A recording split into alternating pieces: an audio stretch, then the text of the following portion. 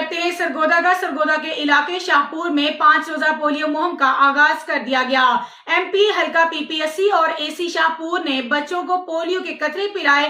Polio कतरे पिलाने के लिए टीमें तश्कील दे दी गई हैं। वालिदैन अपने 5 साल से कम उम्र बच्चों को पोलियो के कतरे जरूर पिलाएं। पंजाब भर की तरह तहसील शाहपुर में 5 रोजा पोलियो मुहिम का इफ्तिताह कर दिया गया। पोलियो मुहिम 16 दिसंबर से 20 दिसंबर तक जारी रहेगी।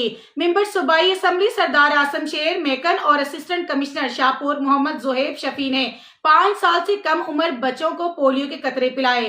Deputy district health officer doctor Adnan Asghar ने बताया कि पोलियो मुहिम के दौरान 16 यूनियन काउंसिल में 275 टीमें तश्कील दे दी गई हैं, जिनमें 17 फिक्स्ड, 5 ट्रांजिट और 2 रोमिंग टीमें तश्कील दी गई। पोलियो मुहिम के दौरान 63,178 बच्चों को पोलियो के कतरे पिलाए जाएंगे।